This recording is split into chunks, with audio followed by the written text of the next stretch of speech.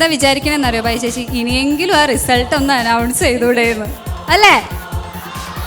അതിലൊരു സർപ്രൈസ് ഒക്കെ അല്ലേ നല്ലത് അല്ലേ? കുറച്ചു നേരം കൂടി ഒന്ന് വെയിറ്റ് ചെയ്യാം. ഒന്നാം സമ്മാനം കരസ്ഥമാക്കുന്ന നമ്മുടെ വിജയിക്ക് ലഭിക്കുന്നു ബേബി വിറ്റ ഫുഡ് പ്രൊഡക്റ്റ് സ്പോൺസർ ചെയ്യുന്ന ഒരു മാരുതി സ്വിഫ്റ്റ് കാർ. രണ്ടാം സമ്മാനം കരസ്ഥമാക്കുന്ന വിജയിക്ക് ലഭിക്കുന്നു നെല്ലറ സ്പോൺസർ ചെയ്യുന്ന 2 ലക്ഷം രൂപ വില മതിക്കുന്ന ഗോൾഡ്. മൂന്നാം സമ്മാനം ലഭിക്കുന്ന വിജയിയെ കാത്തിരിക്കുന്നു ഇംപെക്സ് ഹോം അപ്ലയൻസസ് നൽകുന്ന 1 ലക്ഷം രൂപയുടെ ഹോം അപ്ലയൻസസ്. 4ഉം 5ഉം സ്ഥാനങ്ങളെ കാത്തിരിക്കുന്നത് 25,000 രൂപയുടെ ക്യാഷ് പ്രൈസ് ആണ്. ഇനി നമുക്ക് വിജയികളെ അറിയാൻ ഏതാനും സെക്കൻഡുകൾ മാത്രമേ ബാക്കിയുള്ളൂ. മതി ബൈ ചേച്ചി, ഇനി അവരായിട്ട് കുറേ ബുദ്ധിമുട്ടിക്കേണ്ട. ഇനി എൻ്റർടൈൻമെൻറ്റ്സ് ഒന്നുമില്ല. നമ്മുടെ റിസൾട്ട് അനൗൺസ് ചെയ്യാൻ സമയമായിരിക്കുകയാണ്. നമ്മുടെ ജഡ്ജസ് വളരെ പാടുപെട്ട് ഒരു തീരുമാനത്തിലെത്തിക്കഴിഞ്ഞു എന്നാണ് ഞങ്ങൾക്ക് കിട്ടിയ റിപ്പോർട്ട്. നമുക്ക് എന്തായാലും നമ്മുടെ കണ്ടസ്റ്റൻസ് ഒരുപാട് ടെൻഷൻ അടിച്ച് അകത്ത് നിൽപ്പുണ്ട്. നമുക്ക് അവരിങ്ങോട്ട് വിളിച്ചാലോ? റെഡിയാണോ? വിളിക്കട്ടെ? അന്നൊന്ന് വിളിച്ചു, എല്ലാവരും കൂടി ഒന്ന് വിളിച്ചേ. ഓക്കെ, നമ്മുടെ കണ്ടസ്റ്റൻസിനെ നമുക്ക് വിളിക്കാം. റിനു റസാഖ്,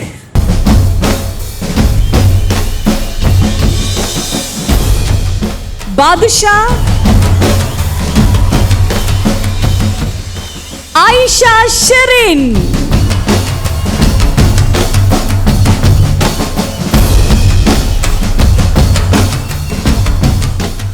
അഫ്നാസ്,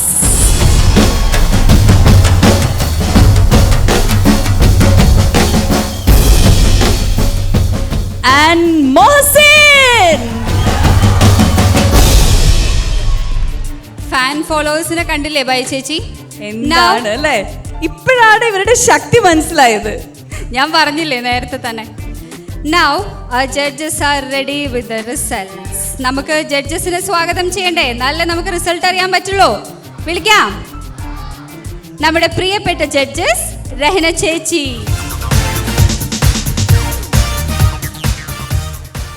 ഷാൻ റഹ്മാൻ, നമ്മുടെ പ്രിയപ്പെട്ട ഷാൻ സർ,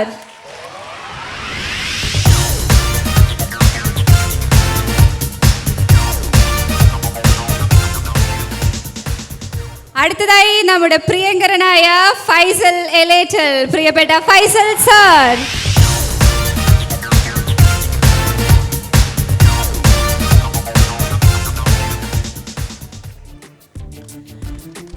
അഫ്നാസ്, നമ്മുടെ 3 റൗണ്ട്സും ഇവിടെ കഴിഞ്ഞിരിക്കുകയാണ് അല്ലേ?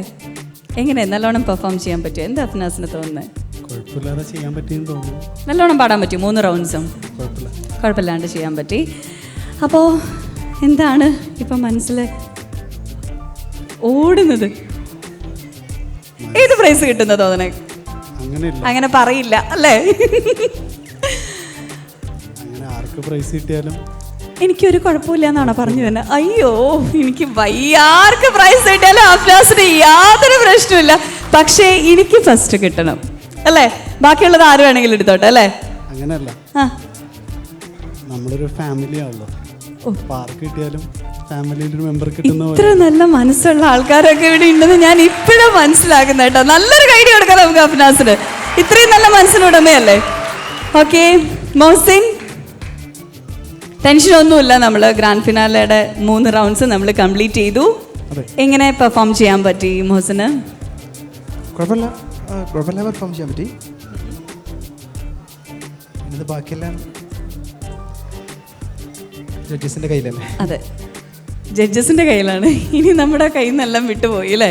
3 പക്ഷേ നല്ലോണം പെർഫോം ചെയ്യാൻ പറ്റി 3 റൗണ്ട്സും. ഓക്കെ റിനിക്കുട്ടി, നല്ലോണം ചെയ്യാൻ പറ്റിയോ 3 റൗണ്ട്സും? വലിയ കുഴപ്പമില്ലാണ്ട് ചെയ്യാൻ പറ്റിയെന്ന് വിശ്വാസം.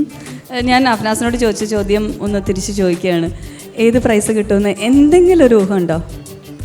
അല്ല, പ്രൈസിലല്ലോ, ഈ സ്റ്റേജ് വരെ 14ാം രാവിന്റെ വിജയാണ് കേട്ടോ ഇത്. പ്രൈസ് ഒന്നും ഞങ്ങൾക്കൊരു പ്രശ്നമല്ല, ഞങ്ങൾക്ക് നല്ലോണം പെർഫോം ചെയ്യാൻ പറ്റണം, അത്രേ ഉള്ളൂ അല്ലേ? വേദി വരെ എത്താൻ പറ്റുകയെന്ന് പറയുന്നത് തീർച്ചയായും 15 കണ്ടസ്റ്റൻസ്. അതിനു മുൻപ് 10,000 കണക്കിന് ഗായകരിൽ നിന്നാണ് ഈ 15 പേരെ സെലക്ട് ചെയ്ത് പിന്നെ വീണ്ടും അതിൽ നിന്ന് 5ആയി ഇവിടെ വന്ന് 3 റൗണ്ട്സിൽ പെർഫോം ചെയ്യാൻ പറ്റി.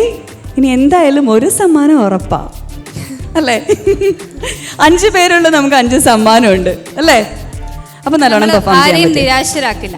നിരാശരാക്കില്ല. അതാണ് 14ാം രാവ്. Mister light presents Malabar golden diamonds 14ാം രാവ്. ബാദുഷ എനിക്ക് കാണുന്നില്ല. നല്ല ചിരിട്ടോ. എന്ത് തോന്നുന്നു ഇപ്പോ? 3 പാട്ടും കുഴപ്പമില്ലാതെ പാടാൻ പറ്റി. 3 പാട്ടും കുഴപ്പമില്ലാണ്ട് പാടാൻ പറ്റി. ഇനി പിന്നെ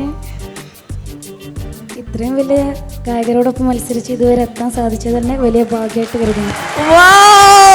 വണ്ടർഫുൾ. അപ്പോ എന്തായാലും കലക്കി ബാദുഷ.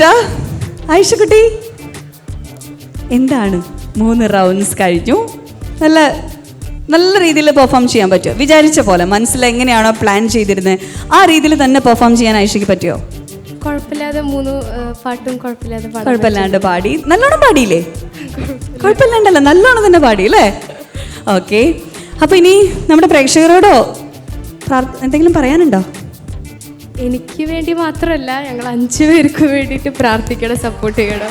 അതെ, ഇനി പ്രാർത്ഥിക്കണം, സപ്പോർട്ട് ചെയ്യണം. പക്ഷേ ഇപ്പോൾ ഓൾറെഡി നമ്മുടെ റിസൾട്ട് നമ്മുടെ കയ്യിലായി കഴിഞ്ഞു. അപ്പം ഇനി എന്തായാലും പ്രാർത്ഥന എന്തായാലും വേണം. ഈ റിസൾട്ടിനെ അത് ബാധിക്കില്ല അല്ലേ? അതെ.